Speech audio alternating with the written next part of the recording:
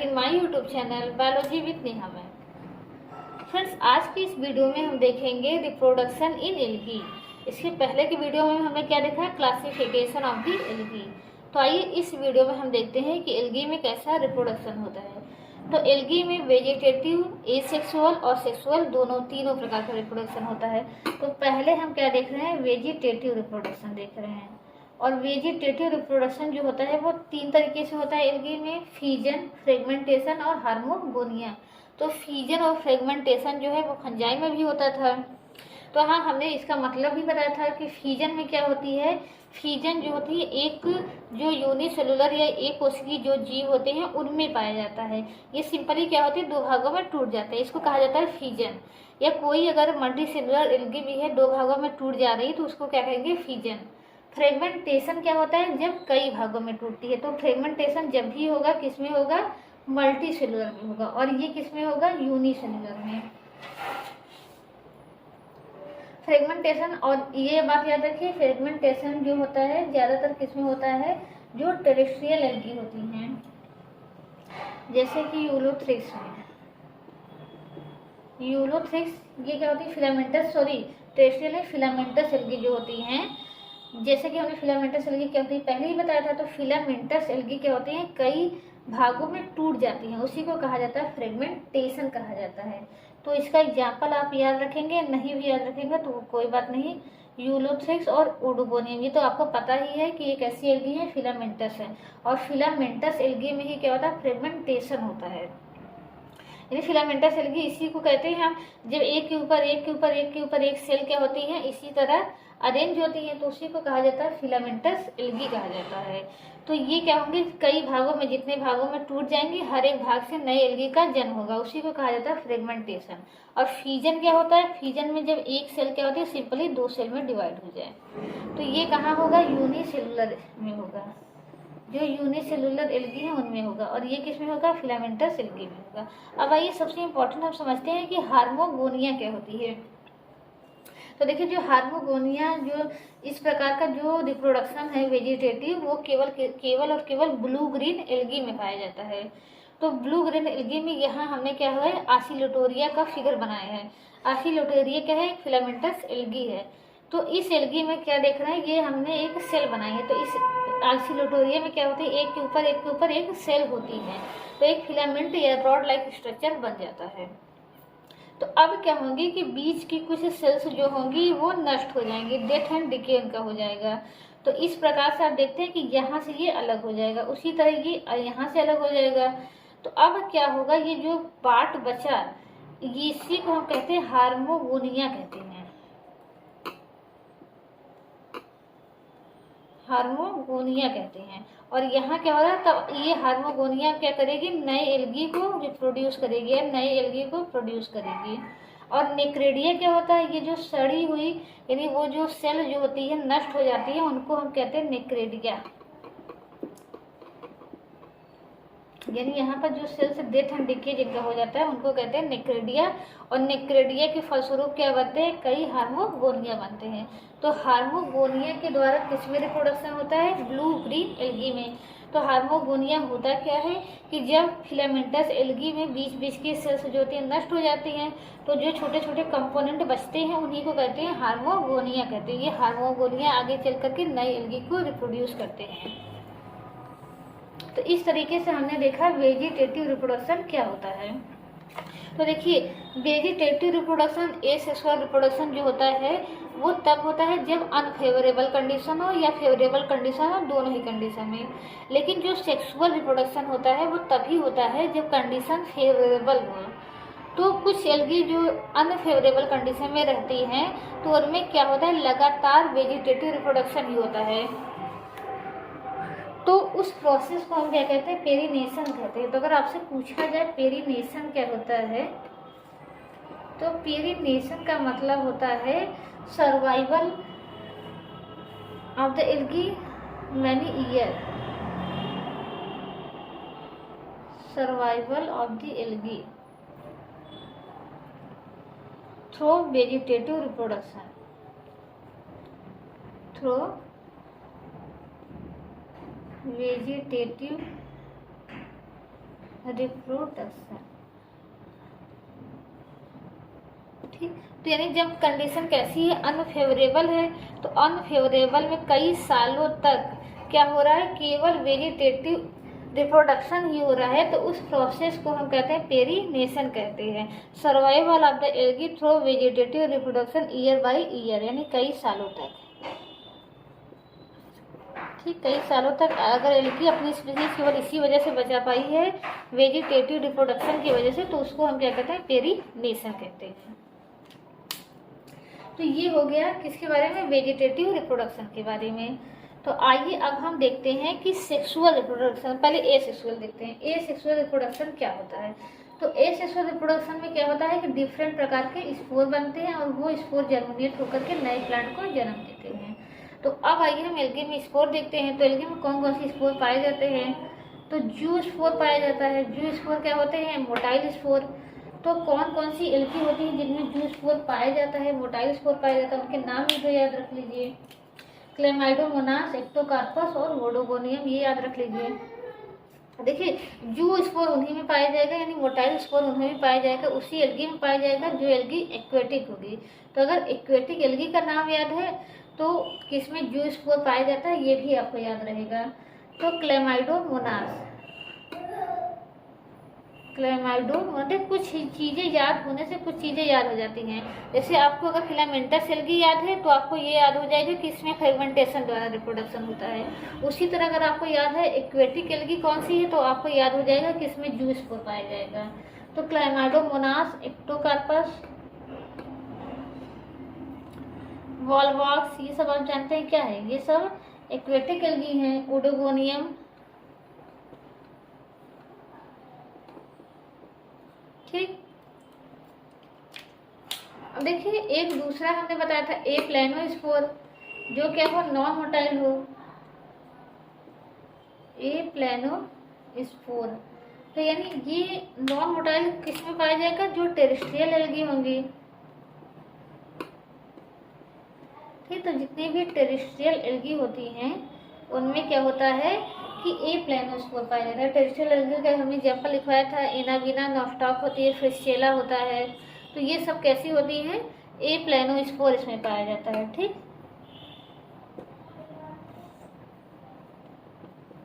फ्रिस्चेला हो गया, नॉस्टॉक हो गया।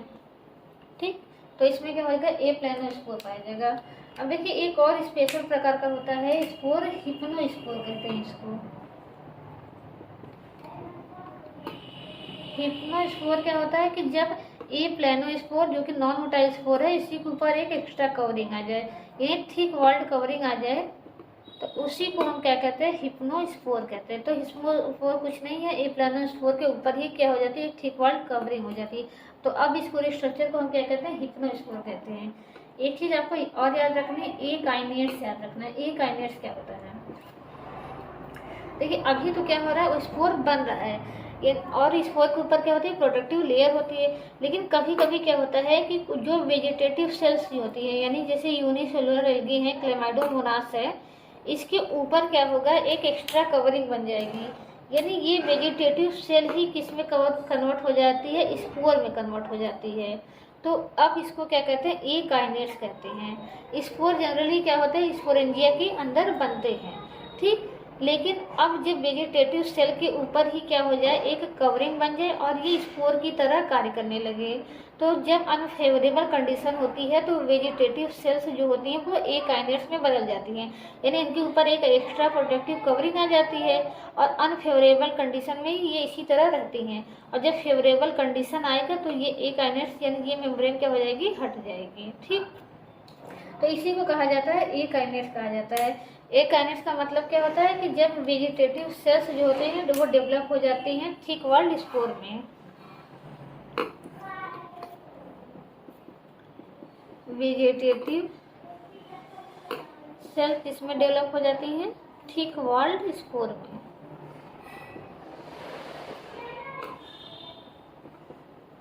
Thick walled spore.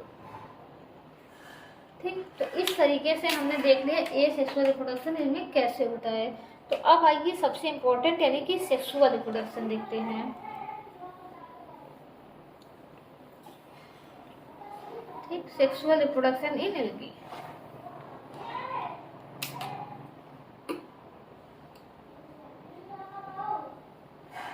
Sexual reproduction, ठीक। तो देखिए सेक्सुअल रिप्रोडक्शन दो प्रकार का होता है, एक होता है हैप्लॉन्टिक, एक होता है डिप्लॉन्टिक। तो देखिए सबसे पहले क्या हम समझते हैं, एक बार हमने फंजाई में लाइफ साइकिल समझी थी स्पोरोफाइट गैमेटोफाइट वाली, एक बार इसको फिर से समझते हैं कि स्पोरोफाइट गैमेटोफाइट इसका मतलब क्या होता है, हैप्लॉइड का मतलब क्या होता है, डिप्लॉइड का मतलब क्या होता है। तब जो चीज़ें हैं वो आपको आसानी से समझ में आ जाएंगी।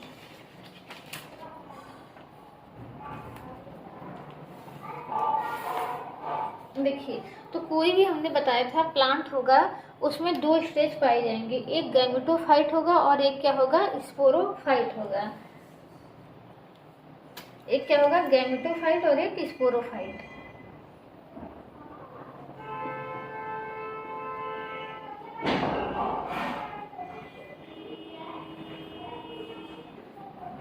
एक क्या होगा, स्पोरोफाइट।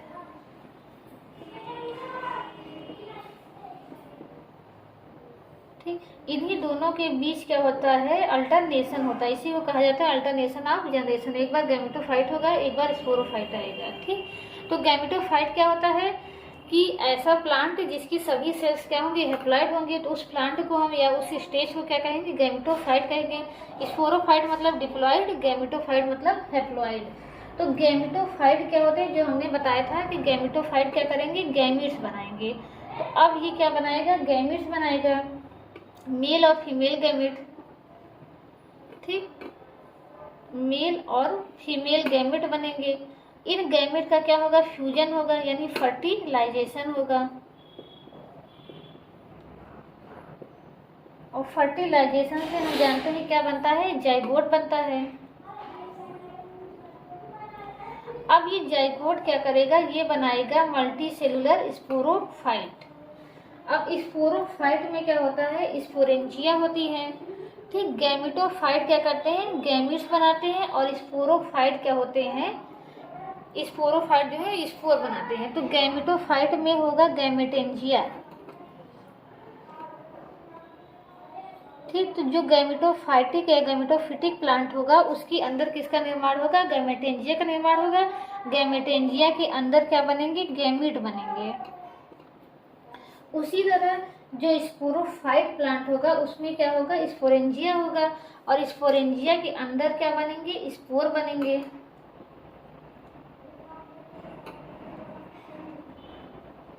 स्पोरेंजिया बड़ा सा, ठीक, एक जनरल हम समझा रहे हैं। ठीक, ये जनरल है, कुछ में कुछ मिसिंग होगा, कुछ में कुछ मिसिंग होगा। तो क्या बनेंगे, स्पोर बनेंगे। और ये स्पोर कैसे होंगे, हैप्लॉइड होंगे, और इनमें क्या होगा, जर्मिनेशन होगा, और जर्मिनेट होकर के ये क्या बनेंगे, गैमेटोफाइट बनेंगे।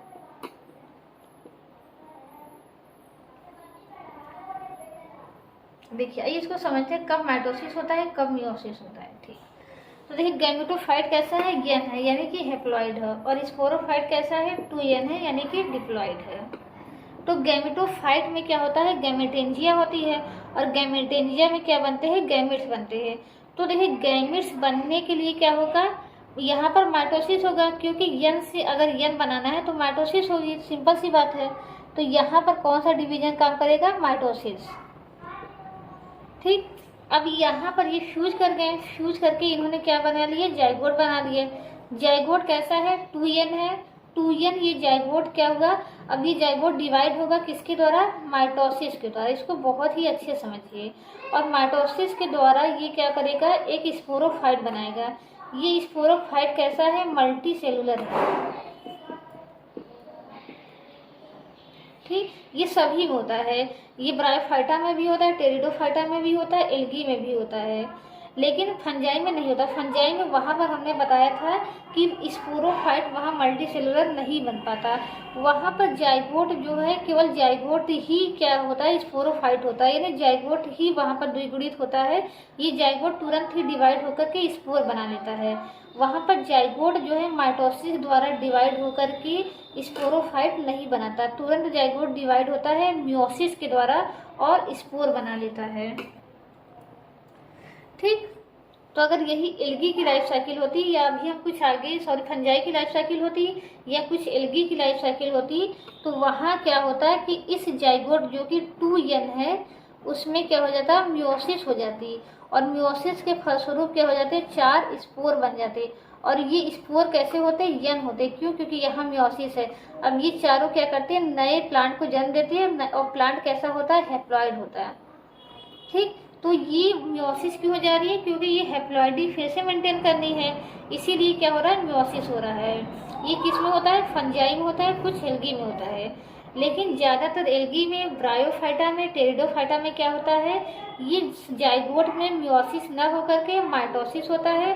पहले एक मल्टी सेलुलर स्पोरोफाइट बनता है, उस स्पोरोफाइट के अंदर स्पोरेंजिया बनते हैं, फिर उस स्पोरेंजिया में देखिए मियोसिस डिवीजन होता है, मियोसिस डिवीजन से क्या होते हैं, स्पोर बनेंगे। तो देखिए मियोसिस डिवीजन क्यों जरूरी है, क्योंकि हैप्लॉइडी को मेंटेन करना है। जो प्लांट हैप्लॉइड है वो हमेशा हैप्लॉइड रहना चाहिए, जो प्लांट डिप्लॉइड है वो हमेशा डिप्लॉइड रहना चाहिए। तो एल्गी और फंजाई क्या होते हैं, हैप्लॉइड होते हैं, ये आप हमेशा याद रखिएगा। ठीक, लेकिन कुछ एल्गी अभी हम आगे देखेंगे वो डिप्लॉइड भी होते हैं। तो अभी हमने जिस एल्गी की शुरुआत की है वो कैसा है, हैप्लॉइड है। हैप्लॉइड में क्या होते हैं, गैमेटेंजिया होते हैं, गैमेटेंजिया के अंदर गैमेट्स बनेंगे। तो जब हैप्लॉइड से हैप्लॉइड का गैमेट बनाना है तब माइटोसिस डिवीजन होगा, दोनों का फर्टिलाइजेशन होगा, डिप्लॉइड जाइगोट बन जाएगा। अब डिप्लॉइड जाइगोट से क्या होगा, 2 हो सकता है, या तो ये डिप्लॉइड जाइगोट में मियोसिस हो जाए, ये 4 स्पोर बना ले, ठीक, या फिर ये हो सकता है कि इस जाइगोट में माइटोसिस हो और ये मल्टीसेलुलर स्पोरोफाइट बना ले, और फिर स्पोरोफाइट के अंदर क्या बने, स्पोरेंजिया बने, उस स्पोरेंजिया में मियोसिस डिवीजन हो और हैप्लॉइड स्पोर बने। अब ये हैप्लॉइड स्पोर जब जर्मिनेट करेंगे तो गैमेटोफाइट बनाएंगे, यानी जो प्लांट बनाएंगे वो कैसा होगा, गैमेटोफिटिक होगा। तो ये लाइफ साइकिल होती है। तो एक बार प्लांट कैसा होता है, गैमेटोफाइट होता है, दूसरी बार प्लांट कैसा होता है, स्पोरोफाइट होता है। तो अभी हम जब एल्गी पढ़ेंगे, एक्टोकार्पस एल्गी पढ़ेंगे, तो देखेंगे वहाँ पर 2 तरह के पौधे पाए जाएंगे, एक गैमेटोफाइट प्लांट होगा, एक स्पोरोफाइट प्लांट होगा। जो गैमेटोफाइट प्लांट होगा उसमें गैमेटेंजिया पाई जाएगी, जो स्पोरोफाइट प्लांट होगा उसमें स्पोरेंजिया पाई जाएगी। ठीक, तो इसको हम देखिए इस तरीके से ये पूरा साइकिल होता है। तो इस साइकिल को आपको अच्छे से याद होना चाहिए, मैंने बहुत ही अच्छे से समझाने का प्रयास किया है। ठीक, तो एल्गी क्या होती है, अब इस लाइफ साइकिल की एल्गी को देखिए 2 प्रकार में बांटा गया है, एक होता है आइसोमॉर्फिक, एक होता है हेट्रोमॉर्फिक लाइफ साइकिल। तो यहीं पर समझ लीजिए क्या होता है आइसोमॉर्फिक और हेट्रोमॉर्फिक। आइसोमॉर्फिक और हेट्रोमॉर्फिक। तो एल्गी की जो लाइफ साइकिल होती है वो 2 प्रकार की होती है, आइसोमॉर्फिक और हेट्रोमॉर्फिक टाइप। आइसोमॉर्फिक क्या होता है कि जो गैमेटोफाइट प्लांट बने और स्पोरोफाइट प्लांट बने, अगर दोनों ही एक दूसरे के जैसे ही दिखते हैं, यानी उनमें कोई अंतर आप नहीं कर सकते, दोनों प्लांट की साइज क्या हो, सेम हो, तो उसको कहते हैं आइसोमॉर्फिक टाइप। और जब दोनों यानी गैमेटोफिटिक प्लांट और गैमेटोफाइट और स्पोरोफाइट क्या हो, ये मॉर्फोलॉजिकली क्या हो, एक दूसरे से अलग हो, यानी हम देखकर ही पहचान जाएं कि ये गैमेटोफाइट प्लांट है और ये स्पोरोफाइट प्लांट है, तो उसको कहते हैं हेट्रोमॉर्फिक कहते हैं। तो इस तरीके से हमने देखा कि एल्गी की जो लाइफ साइकिल होती है वो 2 प्रकार की होती है, आइसोमॉर्फिक टाइप और हेट्रोमॉर्फिक टाइप। या एल्गी हम कह सकते हैं 2 प्रकार के होते हैं, आइसोमॉर्फिक और हेट्रोमॉर्फिक। जिन एल्गी में क्या होता है, गैमेटोफाइट और स्पोरोफाइट एक दूसरे के जैसे ही दिखते हैं, यानी मॉर्फोलॉजिकली क्या होता है, सिमिलर होते हैं, तो उसको कहा जाता है आइसोमॉर्फिक एल्गी। और जब सिमिलर नहीं होते तो उसको कहा जाता है हेट्रोमॉर्फिक एल्गी या heteromorphic type of life cycle. तो ये जो है टीजीटी में पूछा गया था कि इसमें isomorphic type of life cycle पाया जाता है, यानी गैमेटोफाइट और स्पोरोफाइट 2 प्लांट होते हैं, दोनों जैसे के दिखाई देते हैं। तो ये हो गया। और दूसरी एक लाइफ साइकिल होती है डिप्लॉन्टिक लाइफ साइकिल और हैप्लॉन्टिक लाइफ साइकिल। ठीक है, तो नेक्स्ट वीडियो में हम क्या समझेंगे, हैप्लॉन्टिक और डिप्लॉन्टिक लाइफ साइकिल समझेंगे। तो अगर ये वीडियो आपको पसंद आया तो प्लीज़ इसे लाइक कीजिए और चैनल को सब्सक्राइब कीजिए। Thank you so much.